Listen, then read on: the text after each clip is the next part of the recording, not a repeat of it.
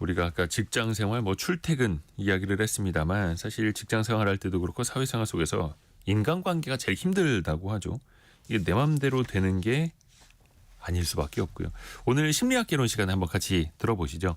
숭실사이버대학교 기독교 상담복지학과 이유경 교수와 함께합니다. 안녕하세요. 안녕하세요. 오늘 처음 나와주셨는데. 네, 반갑습니다. 잘 부탁드립니다.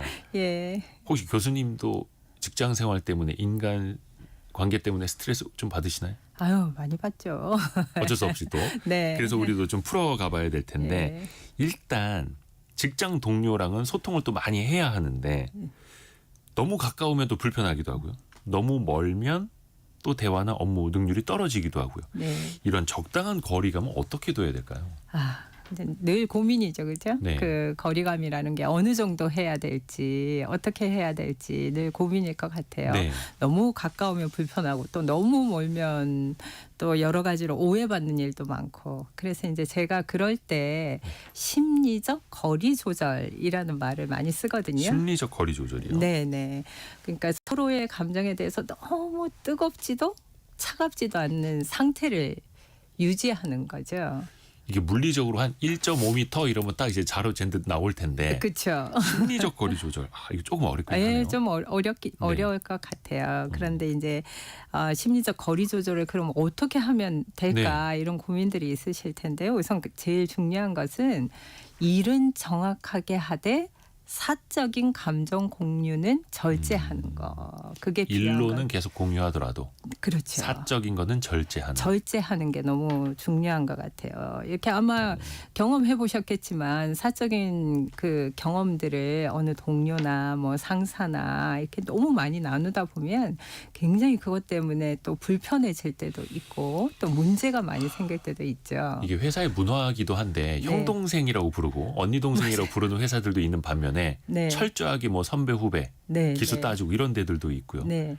근데 좀 친밀해 보이기는 하지만 형 동생 했다가는 네. 불편할 수도 있는 거네요. 그렇죠. 불편할 수 있죠. 그래서 심리적인 거리를 잘 조절하면서 사적인 감정 공유는 실제적으로 좀 절제하는 게 굉장히 중요해요. 절제. 예, 그래서 사소한 뭐 상사에게는 정말 사소한 관심을 표현하지만 경계를 잘 설정하는 것이 아주 중요하죠. 경계를 설정하라 마음속으로. 네, 그래서 뭐 상사가 골프를 다녀왔다. 그러면 아우 좋은 날씨에 잘 다녀오셨네요. 뭐 이렇게 얘기하는 건 좋은데 그때 갑자기 저도 요즘 너무 힘들어서 제가 뭘 하고 어쩌고 저쩌고 막 얘기를 하다 보면 그러다 깊어지는 거네요.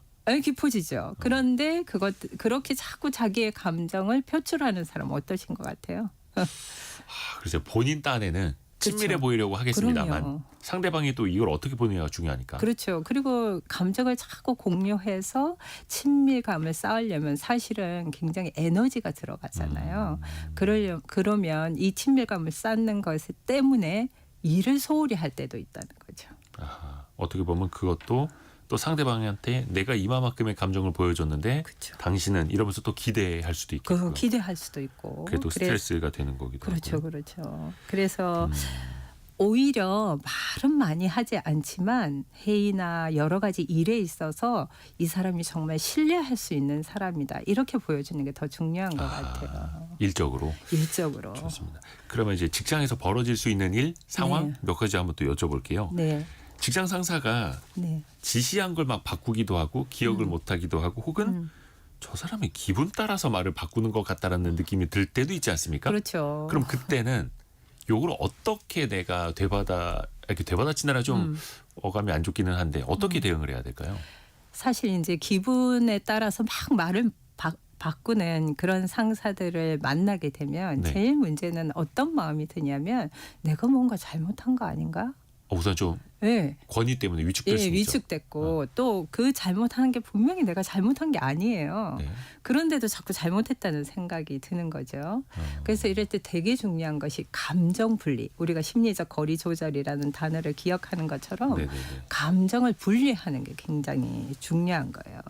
그래서 이때 그 사람의 기분 네네네. 그리고 그 사람이 생각하는 어떤 지적 뭐 이런 것은 내 탓이 아니다. 아하. 그리고 또 그 사람의 기분은 내 감정이 아니다.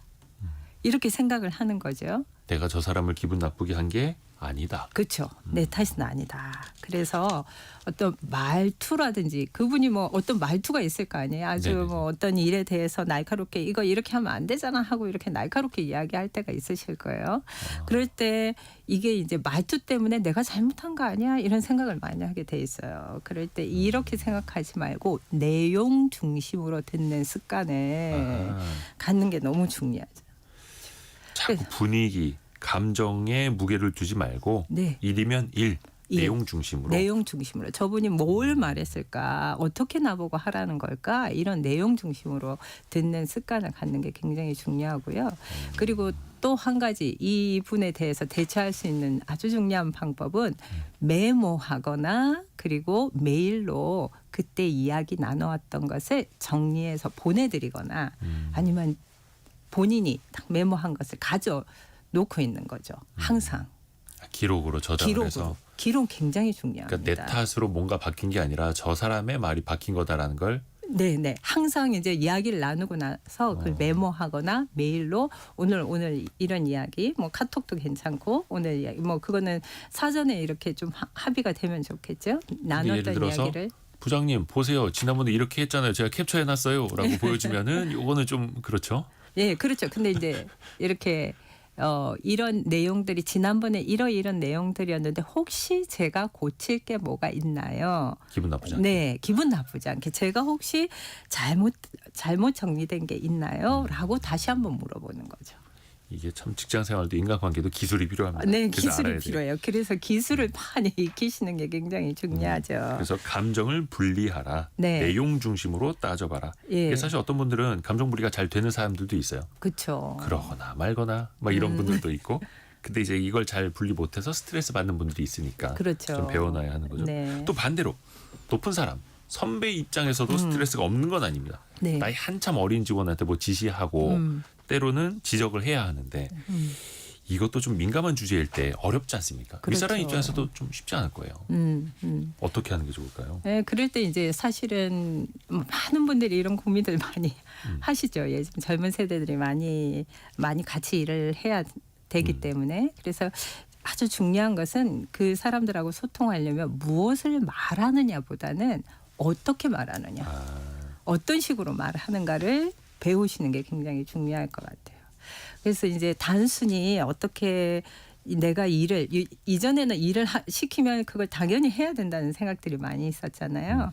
그런데 이걸 요즘 세대는 이걸 왜 내가 해야 하지 하는 그 맥락이 굉장히 왜요? 중요하거든요. 제가요? 이걸요? 뭐 이걸요. 예.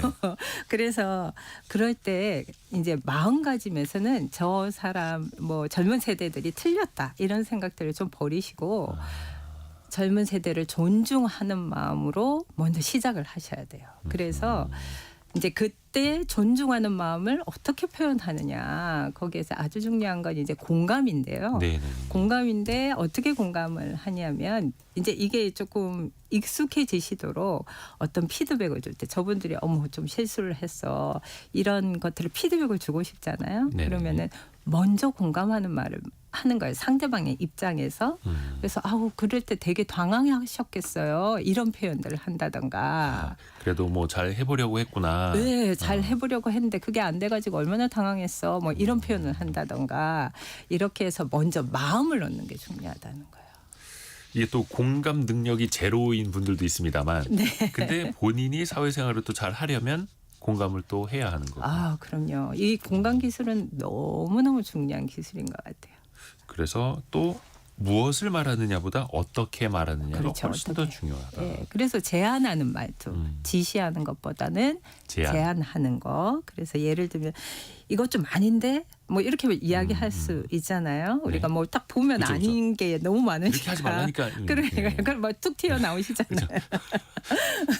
성질부터 앞세워서. 네, 근데 그게 그래서 아니라 그럼 어떤 식으로 말하면 이렇게 해보는 건 어때요? 이렇게 이야기를 하는 뭔가 거죠. 최종 결정권을 그 사람에게, 주는 것처럼. 주는 거 제안이라는 거죠. 그리고 이게 왜 이렇게 했어요? 뭐 왜 이렇게 했어요? 뭐 이렇게 이제 비난하는 어투들이 있잖아요. 이게 뭐냐. 그쵸. 기껏 가르쳐놨더니 막 이러서. 비언어적으로 다 나오는 네네네. 그런 말투들을 어떤 생각으로 이렇게 한 걸까요? 라고 질문을 하는 거예요. 이렇게 말을 바꾸셔야 되는 거죠. 질문하고 또 그렇게 제안하는 게 또 공감이라는 그렇죠. 테두리 안에 네. 있는 거네요. 그리고 예. 네네. 말씀해 주세요. 피드백 할 때 또 신뢰 이렇게 표현하는 거 너무너무 중요합니다. 신뢰요? 예, 그러니까 참 고생했다 이런 아. 표현들 먼저 인정을 해주고 인정해 주는 거. 그리고 또 하나가 이게 네. 직장 생활에서 어찌됐든 간에 성과를 내야 됩니다. 아, 그렇죠. 그 자체가 스트레스기도 한데 옆 팀과 옆에 있는 다른 동료와 또 비교가 되기도 해요. 아, 이건 너무 많이 겪는 거죠. 이럴 때는 좀 감정을 어떻게 다스려야 할까요? 예, 그 이제 비교가 되고 또 어떻게 보면 질투가 나고 이런 경우들이 너무 많죠. 그렇죠, 늘 그렇죠. 우리가 이제 경쟁 사회 속에 살다 보니까. 근데 굉장히 중요한 마음의 가짐이라고 할까? 이게 내가 질투하는 마음이 생겨요. 네. 그리고 비교하는 마음이 생겨요. 그럴 때 내가 전환을 해야 돼. 내 생각에서. 생각을 전환. 이게 내가 비교하고 질투하는 마음이 아니라 내가 성장하고 싶은 거구나. 네. 이렇게 마음을 바꾸는 거죠. 아하. 저 사람이 싫어서가 아니라 내가 더 잘하고 싶구나. 그렇죠. 내가 더 성장하고 싶어 하는구나. 그럼요. 그런 마음으로 이렇게 바꾸시는 거죠. 그리고 또 그럴 때 내가 막 부러운 마음이 생겨요. 그리고 막 위축도 되고. 네네. 근데 부러운 마음에 대해서는 그걸 억누르지 마시는 거예요. 아, 내 정말 부럽구나. 억지로 억누를 게 아니라 네. 질투가 나는구나. 저 사람 능력이 좋은데 네. 질투나 이거를 그냥 끄집어내라는 거네요. 인정하라는 그렇죠. 거네요. 인정하라. 끄집어내셔야 돼요. 그냥 부러워. 맞아, 내가 부러워하는 게 맞아. 저 사람 맞아, 잘하는 맞아. 게 맞아. 예. 부러우면 지는 거다 이런 표현도 있는데요. 부러우면 그냥 인정하면 그게 지는 게 아니에요. 부러우면 지는 거다가 아니라 부러운 건 부러운 거고 나도 그걸 배우면 되고 배우면 나도 되고. 더 노력해서 잘하면 되지. 그렇죠. 내가 성장하는 지점이다. 조금 뭔가 우리의 마음과 정신이 건강해진 느낌입니다.